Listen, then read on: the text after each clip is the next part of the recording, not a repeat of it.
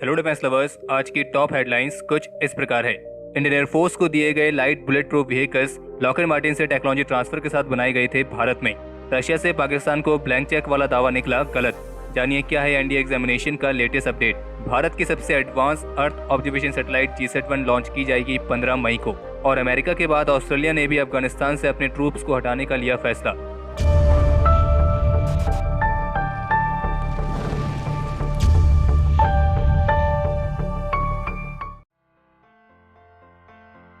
अभी हाल ही में Indian air force की सर्विस में जो नए लाइट बुलेट प्रूफ व्हीकल्स को इंडक्ट किया गया था, तो उन व्हीकल्स को लेकर एक रिपोर्ट निकल के सामने आई है कि ये जो लाइट बुलेट प्रूफ व्हीकल्स 13 अप्रैल को इंडियन एयरफोर्स को डिलीवर किए गए थे, वो अशोक लीलैंड द्वारा किए गए थे। और ये light bullet proof vehicles Lockheed Martin के CVNG यानी कि कॉमन व्हीकल नेक्स्ट जनरेशन वाले व्हीकल्स का एडेप्टेड वर्जन है। और इसीलिए इन व्हीकल्स को लॉकहीड मार्टिन से ट्रांसफर ऑफ टेक्नोलॉजी के तहत अशोक लीलैंड द्वारा भारत में डेवलप किया गया है। और कंपनी ऑफिशियल्स का कहना है कि ये जो व्हीकल्स हैं ये पूरी तरीके से भारत में ही विकसित हुए हैं। और ये लाइट बुलेट प्रूफ व्हीकल्स एक हाई ऑफ रोड मोबिलिटी के साथ आते हैं, यानी कि एक कीचड़, रेत, शैलो वाटर, छोटी चट्टानों वाली जमीन, इन सभी अलग अलग इलाकों पर आसानी से ऑपरेट हो सकते हैं। और ये व्हीकल्स एक सुप्रीम प्रोटेक्शन और कॉम्बैट कैपेबिलिटी भी देते हैं। और इनमें क्रू मेंबर्स को बैलिस्टिक और ब्लास्ट दोनों ही तरह के खतरों से बचाने की कैपेबिलिटी है। और अशोक लीलैंड का कहना है कि इंडियन आर्म फोर्सेस के लिए इन व्हीकल्स को डिलीवर करना हमारे लिए एक गर्व की बात है। और इससे अच्छी बात क्या हो सकती है कि हम अपनी एक्सपर्टीज को अपने देश के लिए इस्तेमाल कर रहे हैं। और कंपनी का ये भी कहना था कि CVNG प्रोग्राम के साथ लॉकहीड मार्टिन के साथ अशोक लीलैंड की जो रिलेशनशिप है वो 2014 से स्टार्ट हुई थी। और लॉकहीड मार्टिन से टेक्नोलॉजी ट्रांसफर के तहत हमें भविष्य में भारत के लिए और भी ऐसे ही प्रोडक्ट्स को डेवलप करने की उम्मीद है।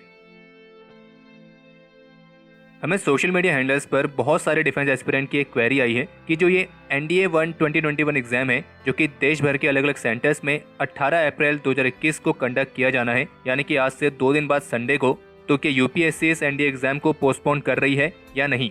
क्योंकि हर कोई इस बात से अच्छी तरीके से वाकिफ है कि चाइनीज वायरस यानी कि इस कोविड-19 ने देश भर में क्या हाल करके रखा हुआ है। और स्थिति इतनी खराब है कि कुछ स्टेट्स में नाइट कर्फ्यू, तो कुछ स्टेट्स में वीकेंड लॉकडाउन की घोषणा की गई है। और इसे चाइनीज वायरस के चलते क्लास 10th के बोर्ड एग्जामिनेशंस को कैंसिल कर दिया गया है, तो वहीं क्लास 12th के एग्जाम्स को पोस्टपोन किया गया है।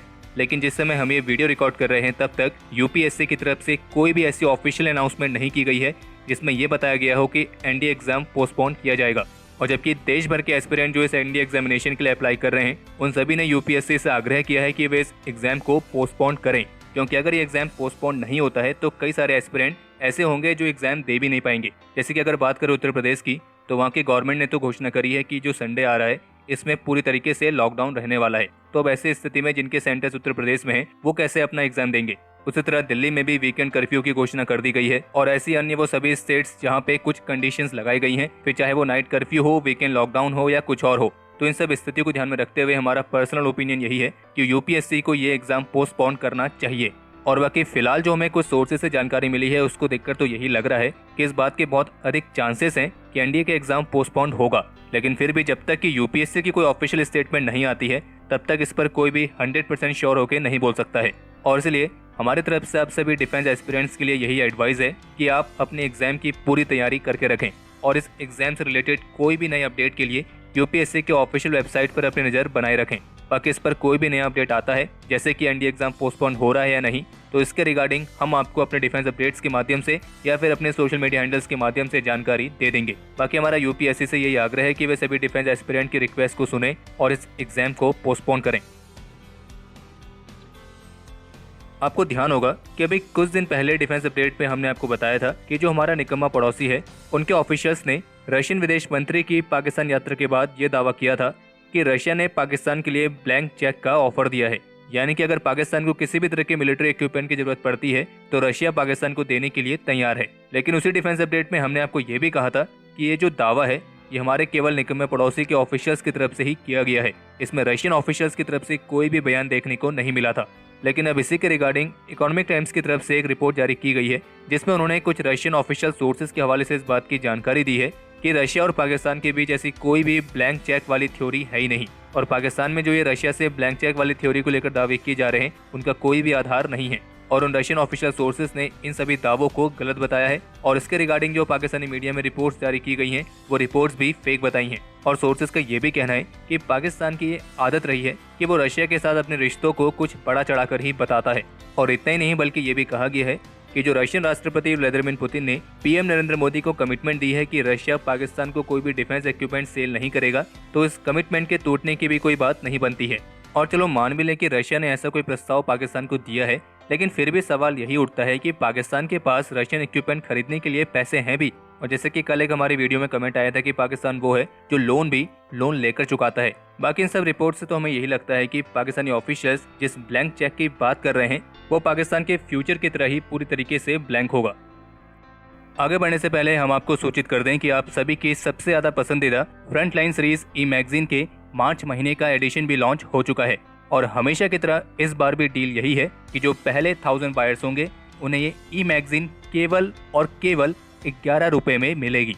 तो आप में से जो भी इस ई मैगजीन को लेना चाहते हैं, वीडियो के डिस्क्रिप्शन में आपको लिंक मिल जाएगा। टॉप सोर्सेज के मुताबिक इंडियन आर्म फोर्सेज की तीनों services artificial intelligence, unmanned vehicles और ऐसी अन्य एप्लीकेशंस के लिए 5G नेटवर्क को डिप्लॉय करेगी। और इस बात की जानकारी ईटी टेलीकॉम के साथ बात करते हुए मिनिस्ट्री ऑफ डिफेंस के सेक्रेटरी अजय कुमार की तरफ से दी गई है, जिसमें उनका कहना था कि भारतीय रक्षा मंत्रालय सारे जरूरी कदम उठा रहे हैं ताकि हम सभी रेलेवेंट यूजर्स के लिए 5G कनेक्टिविटी को आगे ले जा सकें। और एक्सपर्ट्स का भी मानना है कि आर्टिफिशियल इंटेलिजेंस जैसी एप्लीकेशंस के लिए 5G टेक्नोलॉजी को अपनाने से हमारी जो डिफेंस कैपेबिलिटीज है वो कहीं हद तक बढ़ जाएंगी। बाकी इसके अलावा इंडियन एयरफोर्स की कमांडर्स कॉन्फ्रेंस के दौरान रक्षा मंत्री राजनाथ सिंह ने भविष्य के सभी खतरों से निपटने के लिए इंडियन एयरफोर्स को एक लॉन्ग टर्म प्लान तैयार करने के लिए कहा है। और जबकि पूर्व लद्दाख में चीन की हरकत का जिस तरीके से इंडियन एयरफोर्स ने जवाब दिया था, तो उसके लिए रक्षा मंत्री राजनाथ सिंह की तरफ से इंडियन एयरफोर्स को कॉम्प्लीमेंट भी दिया गया है।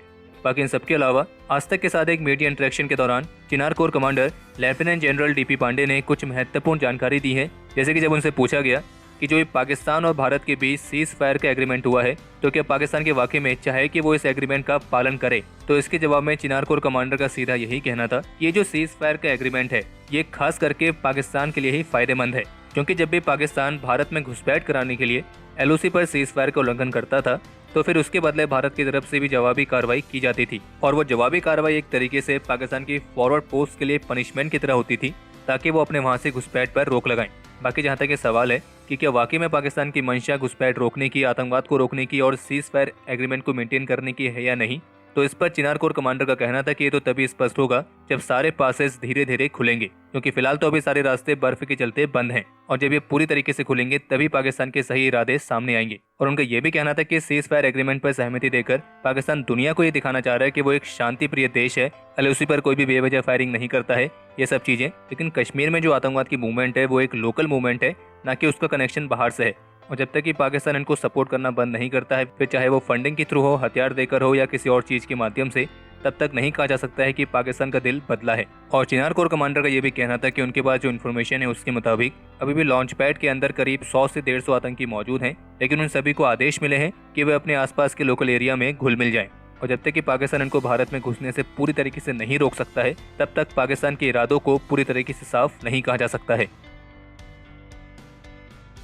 इसरो की GSAT-1 सैटेलाइट, जिसे इसरो की सबसे एडवांस अर्थ ऑब्जर्वेशन सैटेलाइट माना जा रहा है, अब ये सैटेलाइट करीब 2 पोस्टपोन देखने के बाद 15 मई को लॉन्च की जाएगी। और इसके अलावा एक रिपोर्ट ये भी है कि ADA ने twin engine deck based fighter यानी कि TED-BF फाइटर के मॉडल की विंड टनल टेस्टिंग स्टार्ट कर दी है। और हम भी आपको बता दें कि अगर आप TED-BF प्रोग्राम के बारे में डिटेल में जानना चाहते हैं, और यहाँ पर डिटेल से हमारा मतलब है इन डेप्थ एनालिसिस के साथ, तो इसके रिगार्डिंग हमारी वेबसाइट पर 2 आर्टिकल पोस्ट किए गए हैं, जिनको हमने कुछ दिन पहले कम्युनिटी टैब पर भी शेयर किया था। तो आप चाहें तो उन आर्टिकल्स के माध्यम से TED-BF प्रोग्राम के बारे में सारी लेटेस्ट इन्फॉर्मेशन जान सकते हैं। बाकी आपको एक जानकारी और दे दें कि अमेरिका ने जो अफगानिस्तान से अपने ट्रूप्स को हटाने का फैसला लिया है, तो अब अमेरिका के इसी रास्ते पर ऑस्ट्रेलिया भी है, और ऑस्ट्रेलिया की तरफ से घोषणा की गई है कि वे भी सितंबर के महीने तक अफगानिस्तान से अपने सारे रिमेनिंग ट्रूप्स को हटा लेंगे। कल के जो हमारे टॉप 3 कमेंट्स हैं वो कुछ इस प्रकार है।